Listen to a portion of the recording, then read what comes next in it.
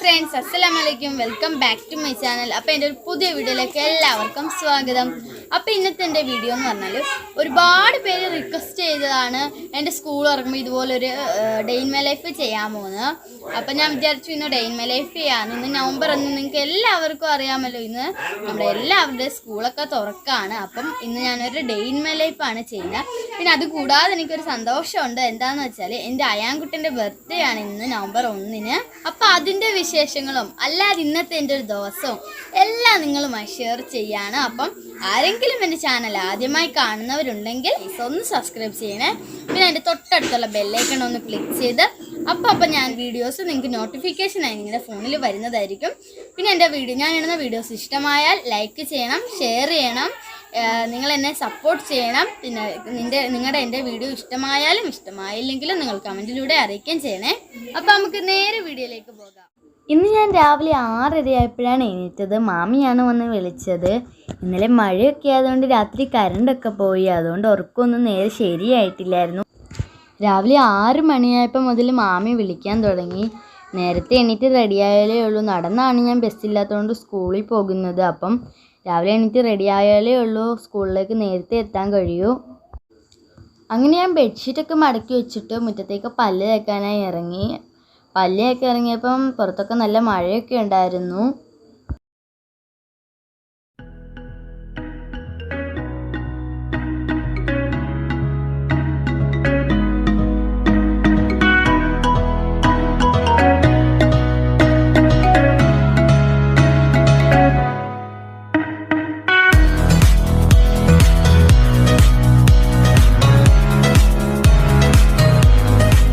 എന്നും രാവിലെയൊക്കെ മുറ്റം തൂക്കുന്നതാണ്. പക്ഷെ ഇന്ന് മഴയായതുകൊണ്ട് മുറ്റമൊന്നും തൂക്കാൻ പറ്റിയില്ല. അത് കഴിഞ്ഞ് റൂമിൽ പോയി എൻ്റെ തലയെല്ലാം പെട്ടെന്ന് തന്നെ ചിരികൊണ്ടപ്പോഴാണ് ഓർത്തത്, ഇന്നെൻ്റെ അയാൻകുട്ടൻ്റെ ബർത്ത്ഡേ ആയിരുന്നു. അപ്പോൾ എനിക്കൊരാഗ്രഹം ഉണ്ടായിരുന്നു, ആദ്യം അവനെ ഞാൻ വിഷ് ചെയ്യണമെന്ന്. അപ്പോൾ ഇടയ്ക്കിടെ ഞാൻ പോയി നോക്കിയിരുന്നു അവനെ എണീറ്റോ എന്ന്. പക്ഷെ അവനെ എണീറ്റില്ലായിരുന്നു. പക്ഷെ ഇപ്പോൾ അവൻ എണീക്കാറായി.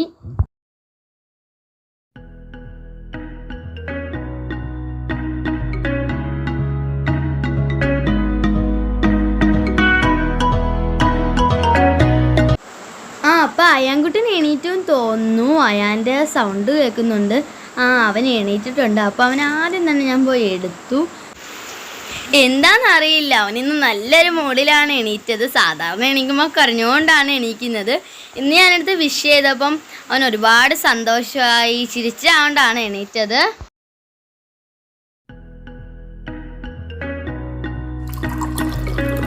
അങ്ങനെ ഞാൻ ഒരു ഗ്ലാസ് കട്ടൻ ചായ എടുത്ത് ഹോളിലേക്ക് പോയി. അപ്പം പുറത്തെ മഴയൊക്കെ കണ്ടിരുന്ന് കുടിക്കാൻ നല്ല രസമാണ്. പക്ഷെ അങ്ങനെ ഇരുന്ന് കുടിക്കാൻ കഴിയില്ല. ഇന്ന് സ്കൂളിൽ പോകുന്നതുകൊണ്ട് ഞാൻ വേഗം തന്നെ കട്ടൻ ചായ കുടിച്ചു. അത് കഴിഞ്ഞ് എനിക്ക് സ്കൂളിലേക്ക് കൊണ്ടുപോകാൻ ആവശ്യത്തിന് മാസ്കും ബുക്കും സാനിറ്റൈസറും ഒക്കെ എടുത്ത് റെഡിയാക്കി വെച്ചു.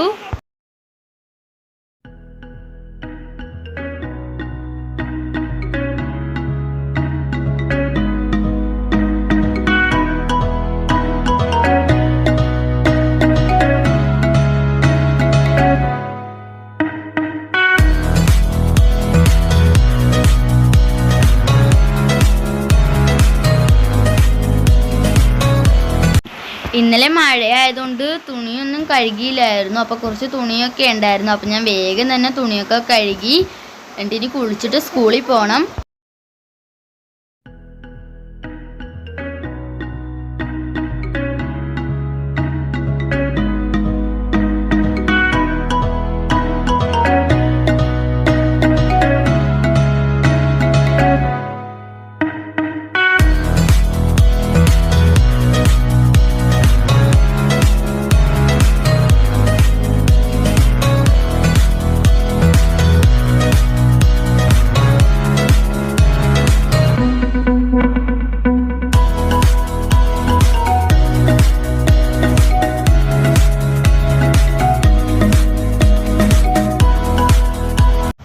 തുണിയൊക്കെ കഴുകി വിരിച്ചിട്ടതിന് ശേഷം ഞാനാണെങ്കിൽ തലയിൽ എണ്ണ തേച്ചു. അപ്പം ഇനി ഞാൻ കുളിച്ചിട്ട് വരട്ടെ. കുളിച്ചതിന് ശേഷം ഞാൻ തല കെട്ടാൻ വന്നു. ഇന്നെനിക്ക് മാമിയാണ് കെട്ടിത്തരുന്നത്. സാധാരണ ഞാനാണ് കെട്ടുന്നത്. ഇന്ന് മാമി പറഞ്ഞു ഞാൻ കെട്ടിത്തരാമെന്ന്. അങ്ങനെ ഞാൻ വേഗം തന്നെ അന്നൊരു ഇടിയപ്പം എടുത്ത് കഴിച്ചു. സമയമില്ലാത്തതുകൊണ്ട് ഒരെണ്ണമാണ് കഴിച്ചത്. അയാനും കൊടുത്തു, ഞാനും കഴിച്ചു. അങ്ങനെ തന്നെ ഞാൻ വേഗം തന്നെ സ്കൂളിൽ പോകാൻ വേണ്ടി റെഡിയായി ഇറങ്ങി. എൻ്റെ അയാൻകുട്ടന് ഉമ്മയൊക്കെ കൊടുത്തു. അവൻ എൻ്റെ കൂടെ വരുവാന്ന് പറഞ്ഞ് വാശിയായിരുന്നു. എന്നെക്കാട്ടി മുമ്പ് അവനങ്ങ് ഓടിക്കേറി.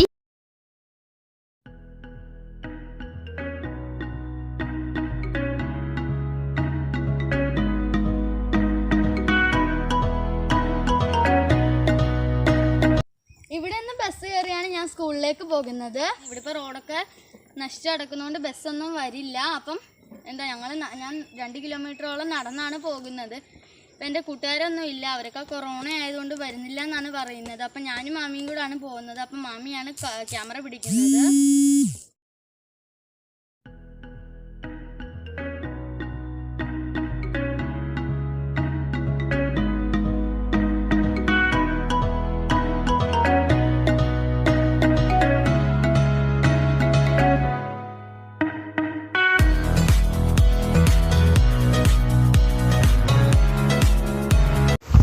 അങ്ങനെ ഞങ്ങൾ സ്കൂളിലെത്തി. ഇന്ന് പ്രവേശനോത്സവത്തിൻ്റെ ചടങ്ങുകളൊക്കെ ഉണ്ട്. വാർഡ് മെമ്പറൊക്കെ എത്തിയിട്ടുണ്ട്. നമ്മുടെ സ്കൂളിന് വേണ്ടി മാസ്കും സാനിറ്റൈസറും ഒക്കെ സൗജന്യമായി തന്നു. നമ്മുടെ സ്കൂളിന് വേണ്ടിയും നാടിന് വേണ്ടിയും ഒക്കെ ഒരുപാട് കാര്യങ്ങൾ മെമ്പർ ചെയ്തിട്ടുണ്ട്. മാസ്ക് കൊടുത്തുവിടുക, അത് ശരിയായ രീതിയിൽ ഉപയോഗിക്കാൻ അവരെ പഠിപ്പിക്കുക, ഉപയോഗത്തിന് ശേഷം ഇതെങ്ങനെ സൂക്ഷിക്കണമെന്ന് പഠിപ്പിക്കുക.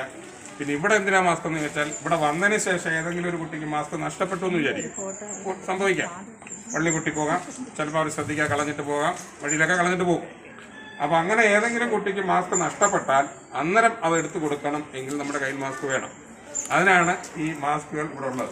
അപ്പോൾ സ്കൂളിൽ മാസ്ക് ഉണ്ട്, അതുകൊണ്ട് നിങ്ങളങ്ങ് പൊയ്ക്കോ എന്ന മനോഭാവത്തോടെ രക്ഷിതാക്കൾ കുട്ടികളെ പറഞ്ഞു വിടരുത്. മാസ്ക് കാരണം ഇനി അഥവാ ഇവിടെ വന്ന് കൊടുത്താൽ പിന്നെ നമുക്ക് എത്ര ദിവസം കൊടുക്കാൻ പറ്റും, അതൊന്ന്.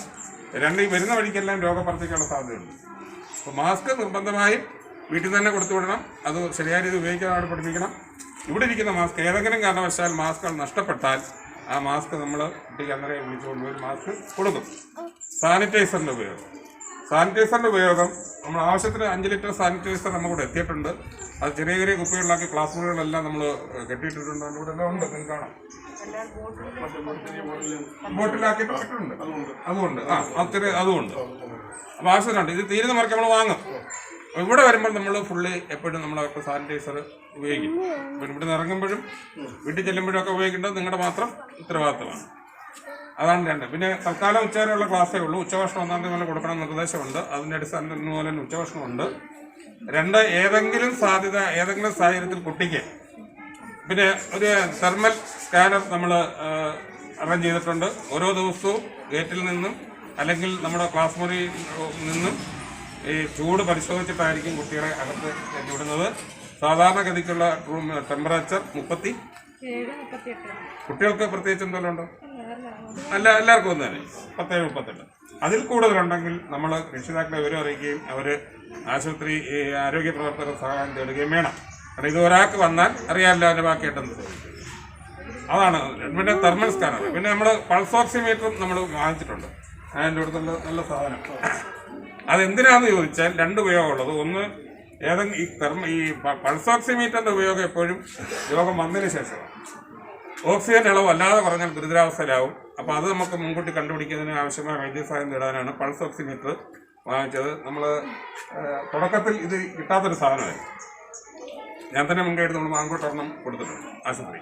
ഇവിടെ സൂക്ഷിച്ച 2 ഒന്ന്, ഏതെങ്കിലും കുട്ടിക്ക് അല്ലെങ്കിൽ കുട്ടിയുടെ വീട്ടുകാർക്ക് അല്ലെങ്കിൽ നമ്മുടെ സമൂഹത്തിൽ ആർക്കും ഇതിൻ്റെ ആവശ്യം വന്നാൽ സ്കൂളിൻ്റെ സഹായം നേടാവുന്നതാണ്. അത് ഉപയോഗപ്പെടുത്തിയിട്ട് അതുപോലെ തന്നെ വൃത്തിയാക്കി ക്ലീൻ ചെയ്തിട്ട് സ്കൂളിൽ തിരിച്ച് സൂക്ഷിക്കുക. എല്ലാവർക്കും സമൂഹത്തിന് മൊത്തത്തിൽ പ്രയോജനം ചെയ്യത്തക്ക രീതിയിൽ ഉപയോഗിക്കാനാണ് നമ്മളത് വാങ്ങിച്ചിട്ടുള്ളത്. അപ്പോൾ ഇത്രയും കാര്യങ്ങളാണ് പ്രധാനമായിട്ട് പറഞ്ഞാൽ. സമ്മതത്വത്തിനായാലും ടീച്ചർമാരെ സൂചിപ്പിച്ചു. ഇന്ന് നാളെയായിട്ട് അത് ഒപ്പിട്ട് തരണം. പിന്നെ ഏതെങ്കിലും രക്ഷിതാവിന് കുട്ടിയെ തൽക്കാലം സ്കൂളിൽ വിടണ്ട എന്നാഗ്രഹം ഉണ്ടെങ്കിൽ വിടാതിരിക്കാനുള്ള സ്വാതന്ത്ര്യം അവർക്കുണ്ട്. മനസ്സിലായല്ലോ? ഇന്ന് എൻ്റെ കുട്ടി വരുന്നില്ല, അത് സമ്മതപത്രത്തോടുകൂടി മാത്രമേ കുട്ടികളെ സ്കൂളിൽ പ്രവേശിപ്പിക്കൂ. അതിലുപരി ശ്രദ്ധിക്കേണ്ട ഒരു കാര്യമുണ്ട്. ഏതെങ്കിലും തരത്തിലുള്ള രോഗലക്ഷണം, പനിയോ ചുമയോ കഠിനമായ ഇപ്പോഴത്തെ വൈറൽ ഫീവറിൻ്റെ ഒരു സാഹചര്യം ഉണ്ട്, കണ്ടാൽ ദയവ് ചെയ്ത് കുട്ടികളെ അന്ന് സ്കൂളിൽ വിടാതിരിക്കുക. അങ്ങനെ വിട്ടാൽ സംഭവിക്കുന്നത് അവർക്ക് വന്നു മാത്രമല്ല സ്കൂൾ മൊത്തത്തിൽ, അതുപോലെ അധ്യാപകർ എല്ലാവരും സൂക്ഷിക്കണം. അത് കുട്ടികൾക്ക് മാത്രമല്ല, അസുഖം ആർക്കും വരാമല്ലോ, കുട്ടികൾക്ക് വരാൻ രക്ഷിതാക്കൾക്ക് വരാം. അപ്പോൾ അധ്യാപകരും രക്ഷിതാക്കളും എല്ലാവരും ശ്രദ്ധിക്കേണ്ട കാര്യമാണ്. ഏതെങ്കിലും തരത്തിലുള്ള ലക്ഷണങ്ങൾ ഉണ്ടെങ്കിൽ ദയവ് ചെയ്ത് സ്കൂളിൽ അറിയിക്കുക. എനിക്ക് ഇതുപോലെ അല്ലെ കുട്ടിക്ക് ഇതുപോലെ ലക്ഷണങ്ങളുണ്ട്, അതിൻ്റെ മാറിയതിന് ശേഷം മാത്രം സ്കൂളിൽ അയക്കാനുള്ള സംവിധാനം ചെയ്യുക.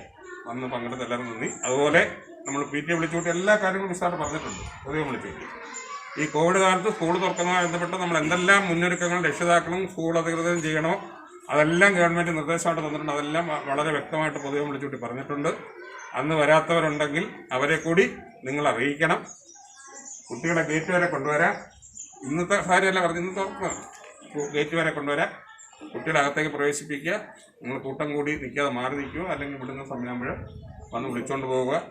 പിന്നെ രണ്ടാമത്തെ കാര്യം, ഉച്ചഭക്ഷണം ഉണ്ടാവും. അത് ഞാൻ രാവിലെ ഒരു മെസ്സേജ് ഇട്ടിരുന്നു. അത് കഴിക്കുന്നതിനാവശ്യമായ പാത്രം, ഒരു ചെറിയ സ്റ്റീൽ ഗ്ലാസ്, ചെറിയൊരു പാത്രം മതിയല്ലോ, അവരുടെ ബാഗിൽ വെച്ച് കൊടുത്തുവിടും. ഇവിടെ പാത്രം ഇല്ലാഞ്ഞിട്ടല്ല, പാത്രം നമ്മൾ ഇവിടുത്തെ പാത്രം ഉപയോഗിച്ചാലൊരു കുഴപ്പം. ഇന്നിപ്പം എല്ലാവരും കൂടെ ഉപയോഗിച്ചിട്ട് കൊണ്ടുപോയിക്കുന്ന അവരവർ ഉപയോഗിച്ച പാത്രം തന്നെ ആവണമെന്നില്ല നാളെ കിട്ടുന്നത്. ഇനി നിങ്ങൾ നിങ്ങളുടെ പാത്രം തന്നെ സൂക്ഷിക്കുന്ന പറ്റുള്ള ഒരാൾ സൂക്ഷിക്കത്തില്ല. അപ്പം അവരെ ഒന്നും വീട്ടിൽ നിന്നൊന്നും കൊടുത്തുവിടുക. പിന്നെ ആവശ്യത്തിന് ചൂടുവെള്ളവും അത് കൊടുക്കാനുള്ള പേപ്പർ ഗ്ലാസും ഇവിടെ കരുതിയിട്ടുണ്ട്. അങ്ങനെ നമ്മളെ കൊണ്ടാവുന്ന തരത്തിലുള്ള എല്ലാ മുൻകരുതലുകളും നമ്മൾ സ്വീകരിച്ചുകൊണ്ടാണ് നമ്മൾ ക്ലാസ് ആരംഭിക്കുന്നത്. അപ്പോൾ എല്ലാവരെയും സഹകരണം അഭ്യർത്ഥിച്ചുകൊണ്ട് ഒരിക്കൽ കൂടി അഭ്യർത്ഥിച്ചുകൊണ്ട് നിർത്തുന്നു. നന്ദി, നമസ്കാരം. ഇത് സഹായിച്ച എല്ലാവർക്കും. അങ്ങനെ സാറ് കുറച്ച് നല്ല കാര്യങ്ങളൊക്കെ പറഞ്ഞു കൊണ്ട് ഞാൻ നേരെ എൻ്റെ ക്ലാസ് റൂമിലേക്ക് പോയി. അപ്പോൾ ഒരു ക്ലാസ് റൂമിൽ 6 പേരെ വെച്ചാണ് പഠിപ്പിക്കുന്നത്. അപ്പോൾ ടീച്ചർമാരും എല്ലാവരും ഞങ്ങളെ നല്ല കെയറിങ് ആണ് തരുന്നത്. ഇത് ഫസ്റ്റ് ഡേ ആയതുകൊണ്ട് ഉച്ചയ്ക്ക് തന്നെ സ്കൂൾ വിട്ടു. അപ്പോൾ ഞാൻ ഉച്ചയ്ക്ക് തന്നെ വീട്ടിൽ വന്നു. ഇനി അയാൻ്റെ ബർത്ത്ഡേയുടെ കുറച്ച് കാര്യങ്ങളാണ്.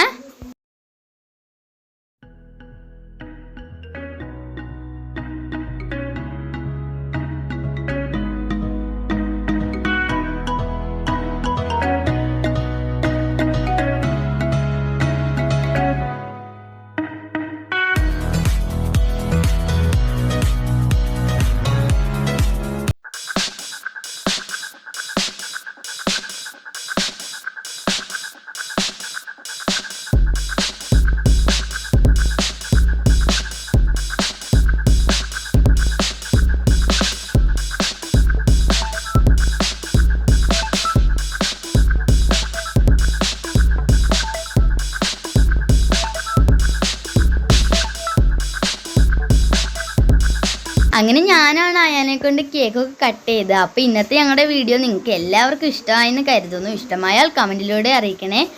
അപ്പം വീഡിയോ ഇഷ്ടമായാൽ ലൈക്ക് ചെയ്യൂ, ഷെയർ ചെയ്യൂ. സബ്സ്ക്രൈബ് ചെയ്യാതെ ആരെങ്കിലും എൻ്റെ ചാനൽ കാണുന്നുണ്ടെങ്കിൽ ഒന്ന് സബ്സ്ക്രൈബ് ചെയ്യൂ.